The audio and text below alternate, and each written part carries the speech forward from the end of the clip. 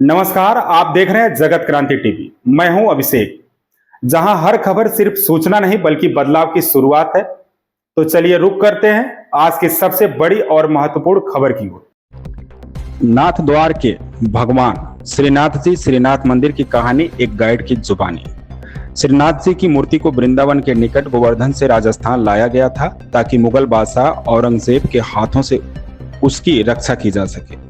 औरंगजेब 1665 में हिंदू मंदिरों को बड़े पैमाने पर नष्ट करके वृंदावन क्षेत्र में उत्पात मचाने पर तुला हुआ था।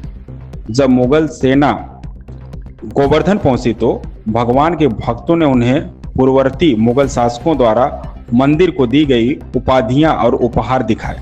सेनापति ने तब भगवान की मूर्ति को गोवर्धन से ले जाने का आदेश दिया।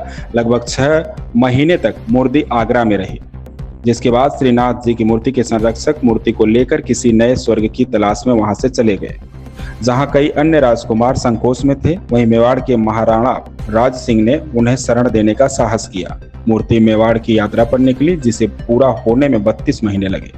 भगवान को नाथ द्वारा में स्थापित करने के निर्णय के पीछे एक रोचक कथा है। जब भगवान के रथ का पहिया सिहार नामक स्थान पर कीचड़ में धंस गया तो राणा ने इसे एक दिव्य संकेत माना कि भगवान कृष्ण यहाँ बसना चाहते हैं, और इस प्रकार इस स्थान पर एक मंदिर का निर्माण किया गया और मंदिर के चारों ओर नाथ द्वारा की पवित्र नगरी बस गई। 1672 में भगवान श्रीनाथ जी को बनास नदी के तट पर सिंहाड़ गांव में निर्मित एक नए मंदिर में स्थापित किया गया, जिसे अब नाथ द्वारा कहा जाता है। चले जाएंगे। आप अभी जहाँ पे खड़े हो, ये पहले सिहाड़ गांव था। नाथ द्वारा इनके आने से पड़ा।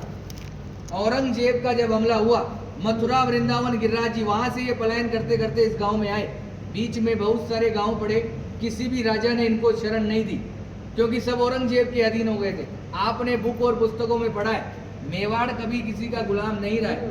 यहाँ आते आते इस गांव में रथ का पहिया मिट्टी में फंस गया, ना तो आगे जाए और ना ही पीछे जाए।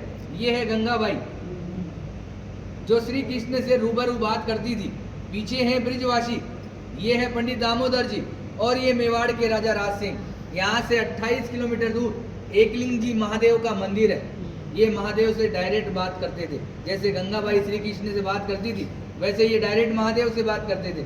जब इस गांव में रथ का पहिया मिट्टी में फंसा तो गंगाबाई ने श्री कृष्ण से पूछा, प्रभु क्या लीला है आपकी, ना तो रथ आगे जा रहा है ना पीछे जा रहा है। तो श्री कृष्ण जी का जवाब आया, मैं किसी के कारणवश यहाँ आया हूँ, यहाँ के राजा को बुलाया जाए और मेरे लिए मंदिर का निर्माण किया जाए।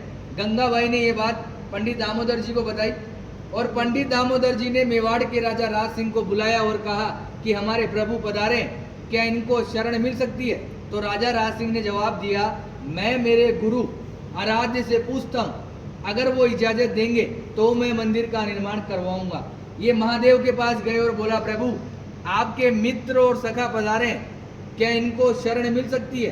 तो भोलेनाथ ने एक सुंदर सा जवाब दिया, मेवाड़ की जनता अगर इसके नखरे उठा ले तो ही इसी को रोकना है, अन्यथा जाने देना है, क्योंकि ये अलग अलग श्रृंगार करता है, 8 समय की झांकियां लेता है और अलग अलग भोग लेता है।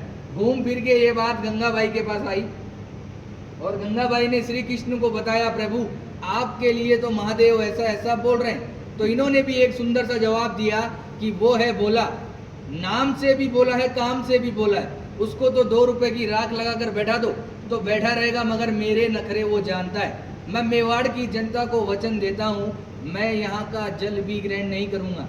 आज भी जल यमुना नदी से आता है, सीधा मंदिर में रखाया जाता है। मंदिर में जो झारी जी भराई जाती है और उसी जल का जो प्रसाद बनता है वही ठाकुर जी ग्रहण करते हैं। आप लोगों का जो प्रसाद होता है वो बाहर दिखाकर बाहर ही बांट दिया जाता है।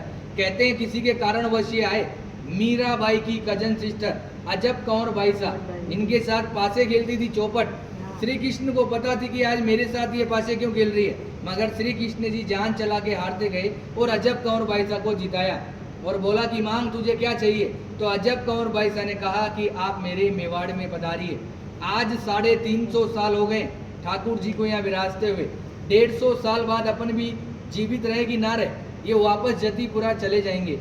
आज भी निज मंदिर में रथ रखा हुआ है। नाथद्वारा के मंदिर में गेट नंबर 2 के पीछे कांच में वो बिल्कुल पैक है। जब सुबह सुबह पुजारी झाड़ू निकालता है तो आज भी यमुना नदी का मिट्टी लगा हुआ रहता है। रोज मंगला से लेकर शयन तक ठाकुर जी यहाँ विराजते हैं। विराजने के बाद 7 साल का बालक है, माँ की याद आती है। जतीपुरा जाते हैं, माँ से मिलते हैं। माँ से मिलने के बाद निधि वन में रास लीलाएं करके मंगला में वापस यहाँ आ जाते हैं। औरंगजेब एक बहाना था, ठाकुर जी को वचन निभाना था। ये जो पूरी लीला रची केवल अजब कंवर बैसा के कारण। औरंगजेब को ये वहां भी हरा सकते थे, मगर औरंगजेब इनका मंदिर तोड़ने श्रीनाथ जी के मंदिर में आया। उसकी माँ भी उसके साथ आई। जैसे ही औरंगजेब मंदिर के अंदर गया, अंधा हो गया, उसको कुछ नहीं दिखाई दे रहा। बाहर आके बोला, माँ मैं अंधा हो गया, मुझे कुछ नहीं दिखाई दे रहा।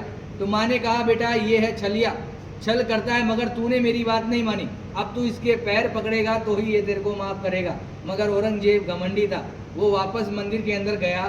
थक हार के उसने ठाकुर जी से माफी मांगी और ठाकुर जी ने उसको माफ किया। माफ करने के बाद ठाकुर जी ने उसकी आंख उसको वापस दी। आंख देने के बाद औरंगजेब बहुत खुश हुआ। खुश होने के बाद जो कोहिनूर डायमंड हीरा जो ठूठी पे लगाया जाता है, वो औरंगजेब की माँ ने ही वेट किया था। आज भी होली के अगले दिन, दुलंडी के दिन बादशाह की सवारी निकाली जाती है। उसमें औरंगजेब का पूरा बाकायदा आदमी बनाया जाता है। उसको पूरे नाथ द्वारा में जुलूस द्वारा निकाला जाता है। निकालने के बाद उसको मंदिर में ले जाया जाता है और मंदिर में ले जाने के बाद पनिशमेंट के तौर पे मंदिर की सीढ़ियों को दाढ़ी से झाड़ू साफ करता है। ये कहानी रियल है और 150 साल तक होती रहेगी। उसके बाद यहाँ से ठाकुर जी वापस ब्रिज में चले जाएंगे। आपने हमेशा श्रीनाथ जी के दर्शन धक्का मुक्की टल्ला खाकर किए, मैंने भी किए, आपने भी किए। मगर यहाँ मैं आपको 8 दर्शन कराऊंगा, मंगला से लेकर शयन तक। ठाकुर जी क्या खाते हैं, क्या पहनते हैं, वो सब बताया जाएगा। उससे पहले आपको इस कमरे में जाना है। 252 वैष्णव की वार्ताएं शॉर्ट में दे रखी है, वो आपको पढ़नी है। पढ़ने के बाद 10 मिनट का टाइम है, आप आराम से मोबाइल द्वारा फोटो लीजिए, फिर अपन चलेंगे 8 दर्शन में। जय श्री कृष्ण। अगर आप चाहते हैं कि सच्ची खबरें हर किसी तक पहुंचे तो इस वीडियो को लाइक करें, शेयर करें और हमारे चैनल जगत क्रांति टीवी को सब्सक्राइब करना बिल्कुल ना भूलें। तो फिलहाल इस खबर में इतना ही। देश दुनिया की बड़ी खबरों और निष्पक्ष विश्लेषण के लिए जुड़े रहिए जगत क्रांति टीवी के साथ। मैं हूं अभिषेक, फिर मिलूंगा एक नई खबर और एक नए सवाल के साथ। तब तक के लिए जय हिंद, धन्यवाद।